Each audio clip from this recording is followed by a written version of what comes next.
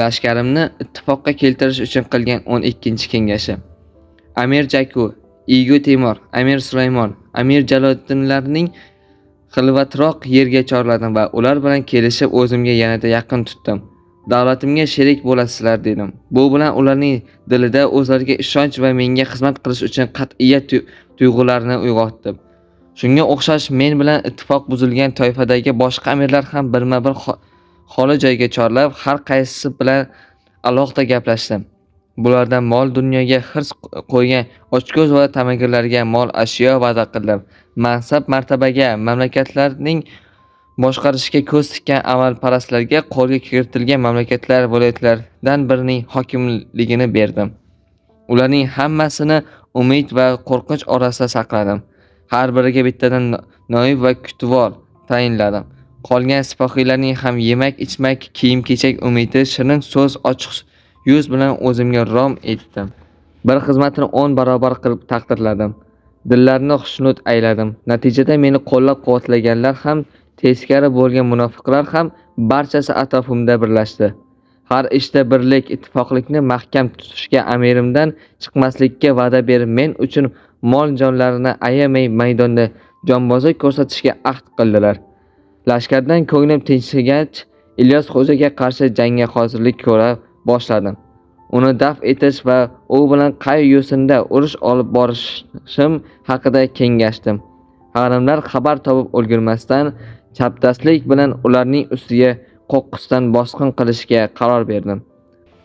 Bu xususda Qur'oni Majiddan fol ochib qarasam, ushbu oyati karima chiqdi. Qanchadan qancha kichkina guruhlar Allohning izni bilan katta guruhlar ustidan g'alaba qozongan. Ushbu bashoratni topganimdan keyin lashkarimni tartibga keltirdim. 17 favjiga bo'lib yo'lga tushdim. Tong yorisha boshlagach, Ilyos Xo'janing qirovulini bo'lmish Tug'luq Sulduz va Kayxusravga yetishdim. 2 hamla bilan ularni yengdim va ularni Ilyos Xo'ja joylashgan Puli sangigacha quvib bordim. Oqshom tushgach, yetgan yerimizda to'xtadik. Jang maydoni sovib qolmasidan qizig'ida Ilyos Xo'janing qariyb 30 minglik lashkari ustiga to'satdan bosqin qilishga qaror qildim. Bordi-yu, yurishini to'xtatsam va biron korxol yuz bersa, uning ilojini topish uchun o'zgalarning ko'magiga muhtoj bo'lib qolishim mumkinligi to'g'risida o'y surdim. Orqadan Amir Husayn lashkari bilan meni qo'llab-quvvatlab kelayotgan edi. Biroq men o'zimni uning yordamiga muhtoj bo'lib qolish darajasiga yetkazmasdim. To'g'ri chora-yu tadbir ishlatib, Ilyos Xo'ja lashkarini yengdim. Jeyta va Ilyos Xo'ja lashkariga shikast yetkazish haqida qilgan 13-kengashim. Dastavval Ilyos Xo'ja lashkarini bir joyga bog'lagan holda ushlab turish uchun zafarli fajlarimdan ilg'orini oldinga tashlashga qaror qildim. Shu maqsadda Amir Muayyiddin Arlot, ya'ni Turkiy qabilalaridan birining nomi hisoblanadi Arlot, Uchqora Bahodir Amin Musa boshchiligida 2000 otliq askarimni Ilyos Xo'ja qarshisidagi ko'prik boshiga joylashtirdim. O'zim esa 5000 otliq bilan daryodan o'tib, Ilyos Xo'ja lashkariga tepasidagi tog'ga chiqib o'rnashdim va kechasi ko'p joyga gulxan yoqishni buyurdim. Jeta sipohlari tog'dagi behisob gulxonlari Puli sangi boshida turgan lashkarimning ko'pligini ko'rib, qo'rquvdan sarosimaga tushib qoldilar. O'sha tunni Ilyos Xo'ja qo'shini jangga hozirlan buyrug'ini kutib bedorlikda o'tkazdi. Men tuni bilan tog' ustida uxlamay, Tangri taolo dargohiga iltijo qilib, undan ojiz va muhtoj bandasiga madad berishini tilash va payg'ambarimiz Muhammad sallallohu alayhi va sallam, uning yaqinlari va sahobalariga salovat aytish bilan mashg'ul bo'ldim. Yarim uyqu va yarim uyg'oqlik orasi qulog'imga allakimning Temur fathu zafar senga yor bo'ladi degan ovozi eshitildi. Tong otib, yorug' tushgach namozni jamoat bilan o'qidim. Shu payt qarasam, Ilyos Xo'ja o'z amirlari bilan otlanib favj bo'lib ketayotibdi. Amirlarim va sipohiylarim ularning ketidan quvish qasdida mendan buyruq berishimni iltimos qildilar. Men o'ylab turib, tog'alimning maqsadi ma'lum bo'lguncha ta'qib etishni bir oz kechiktirishni maslahat ko'rdim. Taxminan 4 farsang yerga borib to'xtaganlaridan keyin ularning maqsadlarini tushundim. Niyatlari bizni tog'dan tushirib, yalang yerda jang qilish ekan. Bir necha kun ilgari men shikast yetkazgan Xirovul amirlari ham Ilyos xo'ja qoshiga qochib borganda Ilyos xo'ja ularning toza koyib bergan ekan. Ularning niyatlaridan xabardor bo'lib, tog'dan tushmayotganimni ko'rishgach, orqalariga qaytib menga hujum qilishga majbur bo'ldilar. Men favjlarimni tog' etagida safga tizib jangga kirishni mo'ljalladim. Jeta lashkari yetib kelib, nima qilishini bilmay hayron turganda, bahodirlarimga yov ustiga yomg'irdek o'q yog'dirishni buyurdim. Dushmanning ko'pini yarador qildilar. Kech kirib qorong'i tushganda g'animlarim qo'llaridan bir nima kelmasligini ko'rishgach, tog' etagini gir aylantirib joylashdilar. O'sha kech lashkarimni 4 favjga ajratib, o'zim bosh bo'lib, tunda g'anim ustiga to'satdan bosim qilish fikriga keldim. Mening bu kengashim amirlarimning ham diliga o'tirgach, tongga yaqin otlandim va tun panasida 4 tomondan ularning ustiga hamla qildim. Jeta lashkari o'zini yig'ib tartibga keltirguncha bahodir yigitlarim ularni to'zitib tashladilar. Chopqilashish paytida har ikki tomondan juda ko'p askar nobud bo'ldi. Jeta lashkari al-firor deya chekindilar.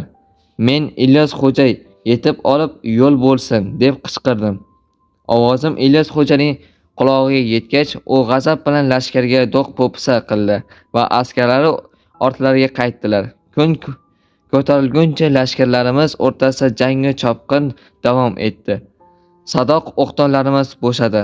G'anim lashkari chekina turib jang qilarkan, 4 farsang uzoqlikdagi o'z qarorgohiga to'kilib sochilib shikast ahol bazor yetib oldi.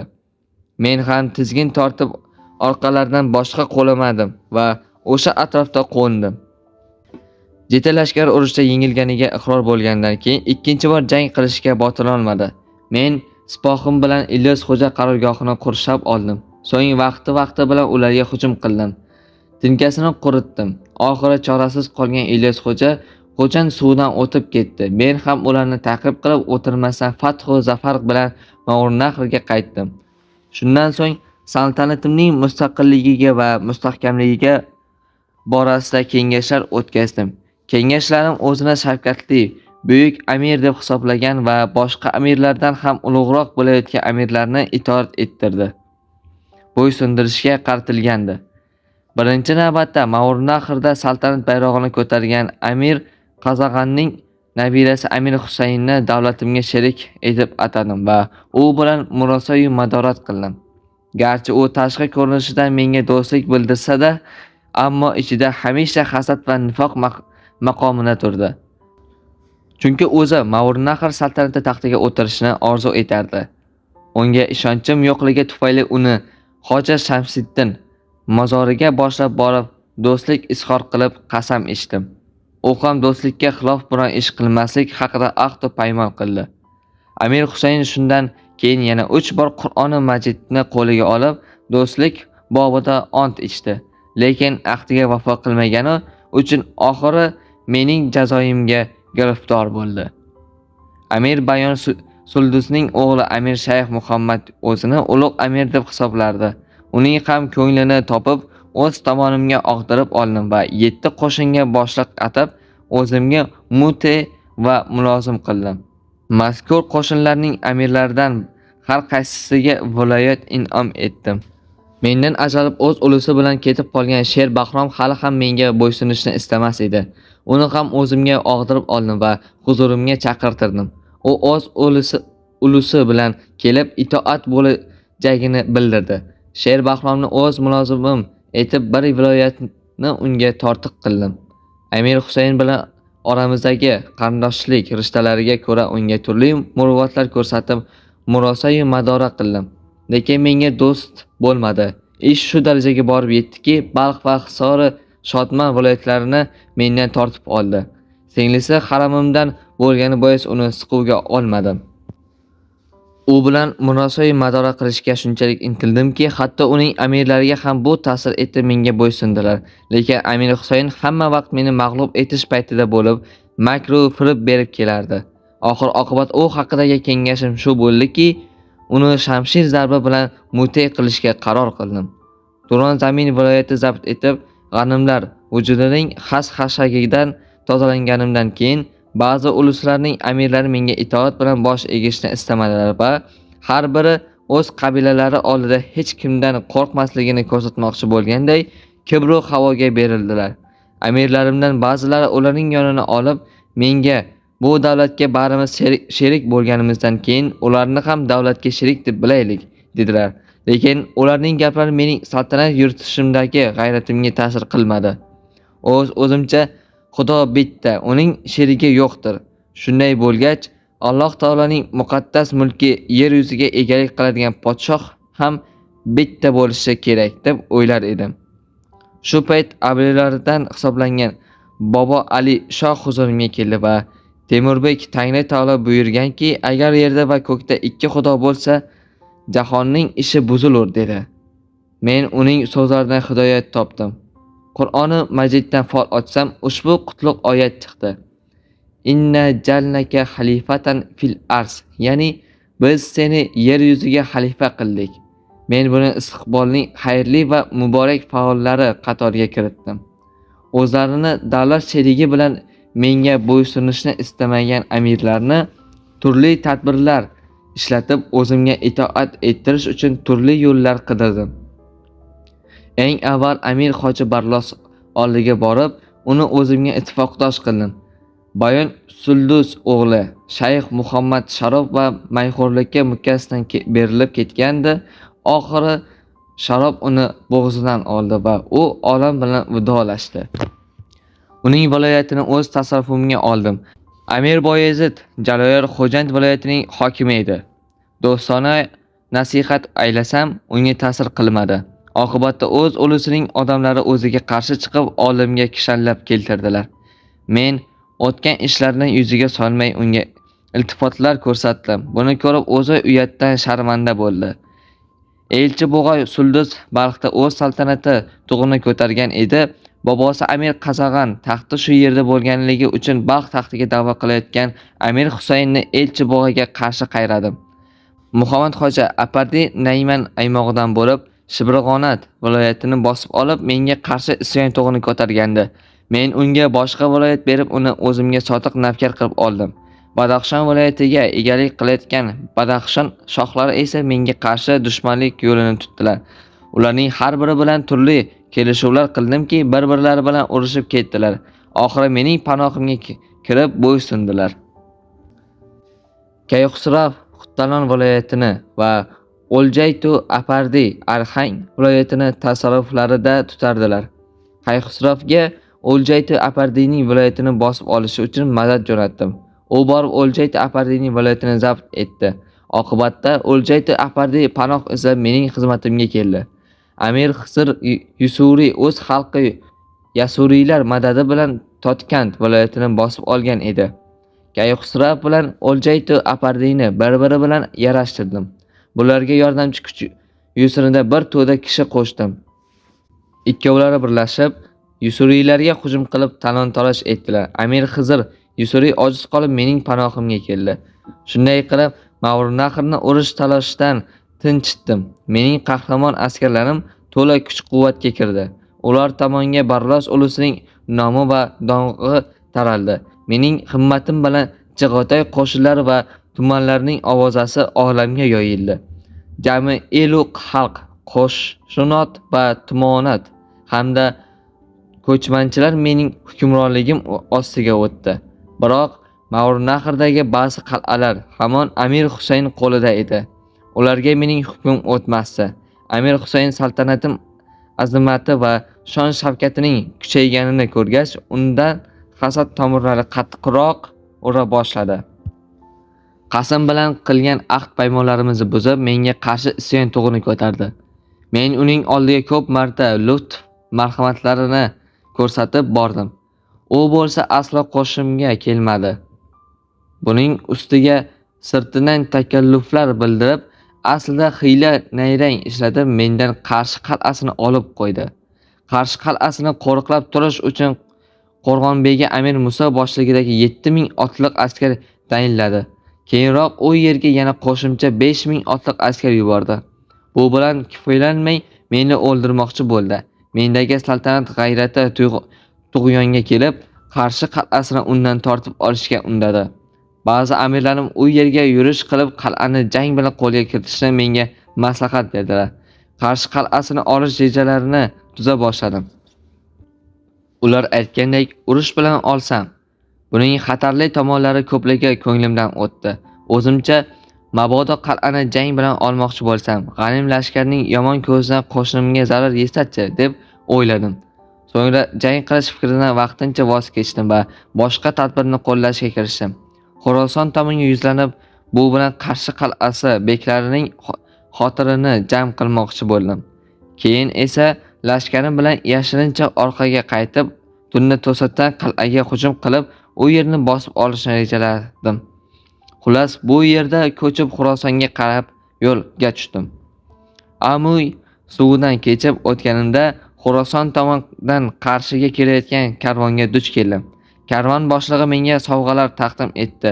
Men undan Xorason amirlarining hol ahvolini so'rashtirdim va Xorason viloyatiga borayotganligimni aytdim. Keyin ketishlariga ijozat berdim, lekin karvonga ayg'oqchi qo'shib yubordim va daryo sohilida biron yoqqa jilmay xabar kelishini kutdim. Ayg'oqchi xabariga ko'ra, karvondagilar Amir Musoga shunday degan emishlar: Amir Temurni Amuy suvi yoqasida ko'rdik. Xorason tarafga ketayotgan ekan. Bu gap Amir Muso va Amir Husaynning lashkariga yetgach, xursand va o'yin-kulgi va aysh ishratga berilibdilar. Bu xabarni eshitishim bilan lashkarimni ichida eng ishonchli, dovyurak, jang ko'rgan yosh bahodir yigitlardan 243 tasini tanlab oldim va daryodan o'tib ilg'or yubordim. Shirkench mavzesiga yetdim va o'sha yerda bir kecha kunduz to'xtab, so'ng yana yo'lga tushdim.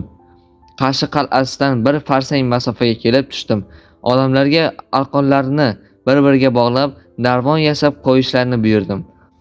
Shu payt Amir Jako tiz cho'kib, bir guruh bahodirlar orqada qoldilar. Ular yetib kelguncha to'xtab turish zarur deb o'tinch qildi. Shunda xotimga bir fikr keldi. Bahodirlarimga yetib kelguncha qal'ani o'zim ko'zdan kechirmoqchi bo'ldim. 40 otliq hamrohligida Qarshi qal'asi tomon yo'l oldim. Yiroqdan qal'a qorasi ko'ringanda bahodirlarimni kelgan yerda to'xtatib qo'ydim va uyimizda tug'ilib o'sgan Mubashshir va Abdulla ismli yigitlarni birga olib ketdim. Xandaq bo'yiga yetdim. Qarasam, xandaq suv bilan lim-ma'lum ekan.